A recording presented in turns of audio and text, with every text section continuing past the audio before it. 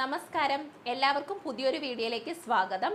രോഗപ്രതിരോധ ശേഷി കൂട്ടുന്നതിന് വേണ്ടിയിട്ട് അഥവാ ഇമ്മ്യൂണിറ്റി ബൂസ്റ്റിങ്ങിന് വേണ്ടിയിട്ട് നമുക്ക് ദിവസവും നമ്മുടെ ഭക്ഷണക്രമത്തിൽ ഉൾപ്പെടുത്താൻ പറ്റുന്ന ഒരു ഹെർബൽ ടീയുടെ റെസിപ്പിയുമായിട്ടാണ് ഇന്നത്തെ വീഡിയോ.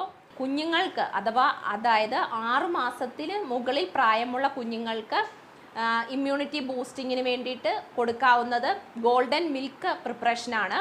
അതായത് തിളപ്പിച്ചാറിയ ഒരു 150 ml പാലിൽ ഒരു 1/2 ടീസ്പൂൺ മഞ്ഞൾപ്പൊടി ചേർത്ത് ദിവസം 1-2 തവണ കുഞ്ഞുങ്ങൾക്ക് കൊടുക്കാവുന്നതാണ്. അപ്പം മഞ്ഞൾ എടുക്കുമ്പോൾ നല്ല ക്വാളിറ്റിയുടെ മഞ്ഞൾപ്പൊടി തന്നെ എടുക്കാനായിട്ട് ശ്രദ്ധിക്കുക. വീട്ടിൽ ഉണക്കി പൊടിച്ചതുണ്ടെങ്കിൽ അതായിരിക്കും ഏറ്റവും നല്ലത്. അതേപോലെ തന്നെ ഈ ഹെർബൽ ടീ തയ്യാറാക്കുമ്പോൾ ഉണക്കമുന്തിരി ചേർക്കുന്നത് ഡാർക്ക് കളറിലെ ഉണക്കമുന്തിരി കിട്ടുവാണെങ്കിൽ അതാണ് ഏറ്റവും നല്ലത്. ദിവസവും ഇത് നിങ്ങളുടെ ഭക്ഷണക്രമത്തിൽ 1-2 തവണ തീർച്ചയായും ഉൾപ്പെടുത്തുക. അപ്പോൾ നിങ്ങളെല്ലാവരും ഇത് തയ്യാറാക്കിയിട്ട് ഫീഡ്ബാക്ക് അറിയിക്കുക. അതോടൊപ്പം തന്നെ നിങ്ങൾ എൻ്റെ ചാനൽ ഇതുവരെയും സബ്സ്ക്രൈബ് ചെയ്തിട്ടില്ലെങ്കിൽ സബ്സ്ക്രൈബ് ചെയ്ത് സപ്പോർട്ട് ചെയ്യണം. ഇഷ്ടപ്പെട്ടാൽ ലൈക്ക് ചെയ്യാനും ഷെയർ ചെയ്യാനും മറക്കരുത്. അപ്പോൾ നമുക്ക് വീഡിയോയിലേക്ക് കിടക്കാം. ഹെർബൽ ടീ തയ്യാറാക്കുന്നതിന് ആവശ്യമായ ചേരുവകൾ എന്തെല്ലാമാണെന്ന് നോക്കാം.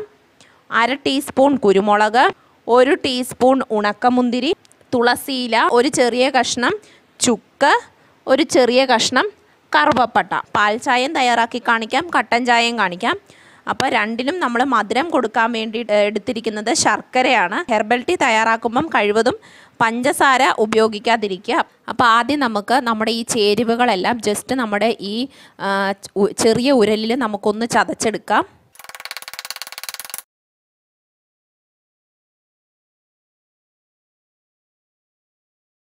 ഞാൻ ചായ തിളപ്പിക്കാനുള്ള പാത്രം വെച്ചിട്ടുണ്ട്. അതിലേക്ക് 1 കപ്പ് വെള്ളം ഒഴിച്ചിട്ടുണ്ട്. ഇതിലേക്ക് നമ്മൾ ചതച്ച് വെച്ചിരിക്കുന്ന കൂട്ട് ചേർത്ത് കൊടുക്കാം. തിളച്ച് തുടങ്ങിക്കഴിയുമ്പോൾ ലോ ഫ്ലെയിമിലേക്ക് മാറ്റിയിട്ട് കുറച്ചധികം സമയം നന്നായിട്ട് തിളപ്പിക്കണേ. നമ്മൾ ചേർത്തിരിക്കുന്ന ഇൻഗ്രീഡിയൻസ് എല്ലാം അതിൻ്റെ സത്ത് മുഴുവൻ ആ വെള്ളത്തിലേക്ക് ഇറങ്ങുന്നതിന് വേണ്ടിയിട്ടാണ്. അപ്പോൾ കുറച്ചധികം സമയം തിളപ്പിക്കുക.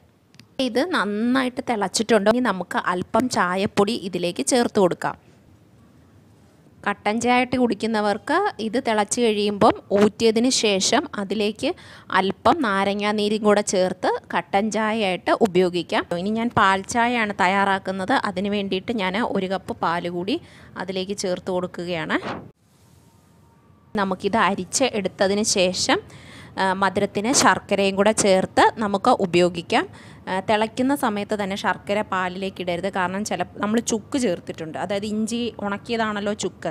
അപ്പം നമ്മൾ ഒരുമിച്ചെല്ലാം കൂടെ ചേർക്കുമ്പോൾ ചിലപ്പം ശർക്കരയും കൂടെ ചേർക്കുമ്പോൾ പാല് പിരിഞ്ഞു പോകും. അതുകൊണ്ട് ചായ നന്നായിട്ട് തിളച്ച് ഗ്ലാസ്സിലേക്ക് പകർത്തുന്ന സമയത്ത് ആവശ്യത്തിന് മധുരത്തിന് ശർക്കര ചേർത്ത് ഉപയോഗിക്കാം.